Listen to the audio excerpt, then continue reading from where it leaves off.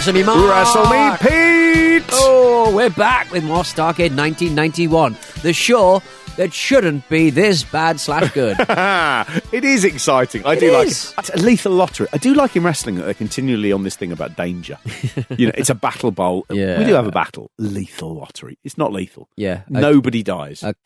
No, not one. A carcinogenic tussle. Horrific. I should have thought of the second one first. So the first match is Marcus Bagwell, Jimmy Garvin against Michael Hayes and Tracy Smothers. And Bagwell doesn't seem to know what's going on. Marcus Bagwell, he is, for me, very much the 1990s Miz. He is a wrestler I could do without watching. Discovered, helped to break into the wrestling business by Missy Hyatt. That is, I am sure, a big story. I don't know what's going on there. But he debuted in 1990, so this is the end of 1991. He has not been wrestling long at all, especially in this era. He started off with Global Wrestling Federation, GWF, out of Texas. One of those ones that a local businessman puts loads of money in, going, this wrestling going to make me rich. And he's just taken for a massive ride. He debuts as the Handsome Stranger, so he had a Lone Ranger mask and a rose in a gimmick that was devised by none other than Demolition Axe.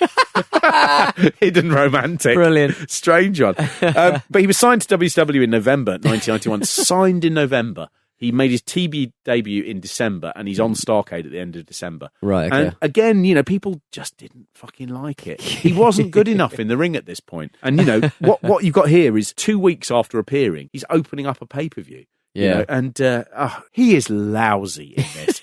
He has a long career, and I would say there's very few moments where it is any better. He's just the worst. Yeah. Can't stand him, Pete. I can't stand him. And he's there with Tracy Smothers, and as much as I do like Tracy Smothers, they are, apart from the fact that he was clearly a member of the KKK, I don't want to see Marcus Bagwell and Tracy Smothers essentially in a 12-minute match when they're like, we didn't know we were going to have this. The whole thing is, it's fucking terrible. Michael Hayes looks awful in this as well. He does look like a sort of like a dog in a kid's film about a wizard making a dog into a man, so it can have sex with a woman. Yeah, it's Jimmy. I wrote Jimmy Garvin is disgusting. I just think I just cannot. I love Michael Jimmy Hayes Garvin. is disgusting. Michael Hayes is disgusting. Jimmy Garvin looks like a delightful garden pea who has been hit with a libido. I just love that little terrier face. He's absolutely charming. They do get in together, and they actually play it quite well. They play it like, our relationship is strong enough to survive this. We'll have a knockabout. We'll show off so you can get the first takedown. And they do a lot of sort of preening. And then, when it sort of begins to seem like it's heating up, they just both tag out perfectly happily. I did like that. I do think in the Royal Rumble, they'd always have that. And Axe and Smash one year, I think, came in at 2 or 3 or 1 and 2. Yeah. And they just started wailing into each other. And they waited until 3 came in, and then they attacked who was ever in next. But there would have been a much more sensible thing that you just go, don't hit me. You know? And at least the Freebirds in this, they have that thing of going, why are we going to go full out on each other when this is a one-night thing? To win, friends, to win what? I don't quite understand. To win the Battle Bowl. And I think they handle it really nicely. They do have a bit where Michael Hayes accidentally punches Jimmy Garvin and is sort of regretful about it. And that leads to the end. At that point, Freebirds. No one wants to see Freebird versus Freebird. Do they? I don't want to see the Freebirds. That finishes that match, and JR just says, so, we've seen our first match. Yep, no disagreeing with that, is there? He cannot bring himself to say, functional. What a cracking opening. He just has to go, that, ladies and gentlemen, that was the first match. Hooking the leg nicely and getting the 1, 2, 3. So we have seen our first matchup here at Battle Bowl 91 via the Lethal Lottery. The second match, chosen entirely by random, is Steve Austin, Stunning Steve, and Ravishing Rick Rude versus Van Hammer and Big Josh. Van Hammer, a person I can't stop thinking about him. He is a memorable young man. This is quite an exciting match. I really enjoyed this.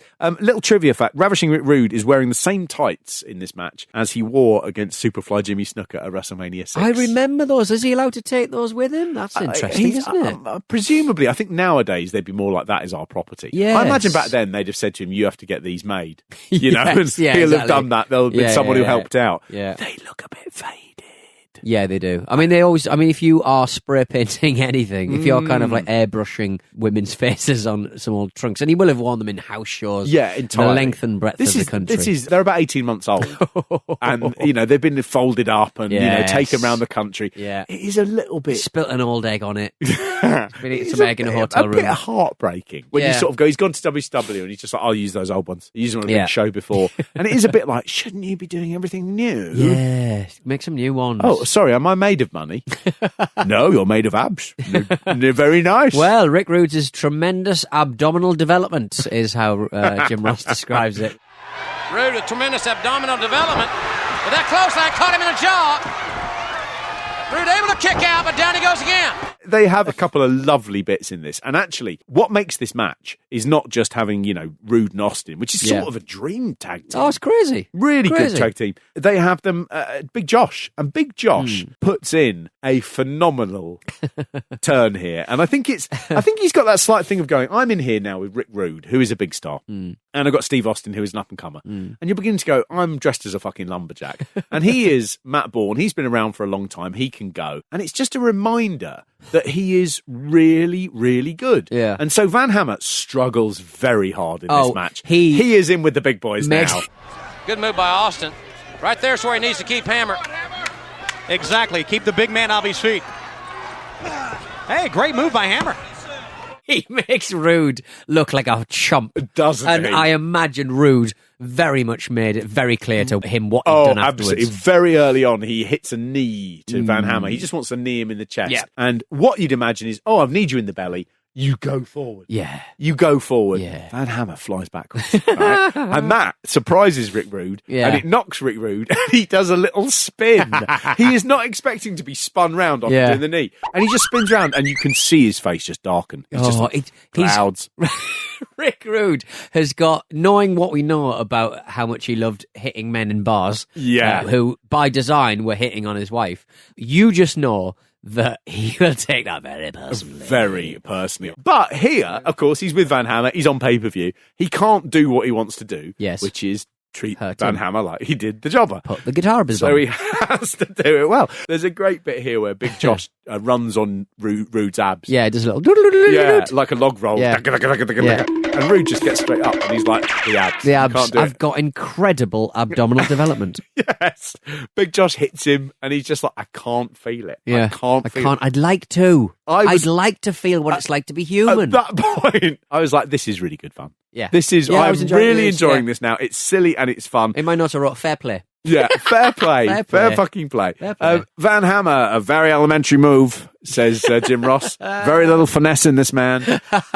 Jim Ross has a thing, and I don't know who he's talking to when he's doing this. Yeah. But he's like, I want you to know how history. I really feel. He's talking to history, isn't he? He never wants to look like a fool. No, but I look back at it now and I kind of go, unprofessional. You seem unprofessional. Yeah.